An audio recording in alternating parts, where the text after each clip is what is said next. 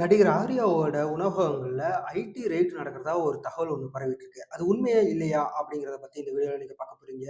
நடிகர் ஆர்யா இவர பத்தி நல்லாவே எல்லாருக்கும் தெரியும். நெறைய படங்கள்ல சூப்பரா நடிச்சிருப்பாரு. சார்பட்டா பரம்பரையில செம்ம ஆக்டிங்கா இருக்கும். அவரோட நடிப்பெல்லாம் உடம்ப அவ்ளோ ட்ரிம் பண்ணி வச்சிருப்பாரு.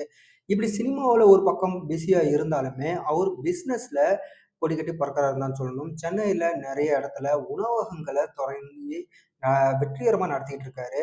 இந்த உணவகங்கள்ல ஐடி ரெய்டு வருமான வரித்துறையினர் சோதனை நடத்துறதா தகவல் பரவிட்டு இருக்குது. ஆனா, அது உண்மை இல்ல அப்படின்னு ஒரு இது சொல்றாங்க.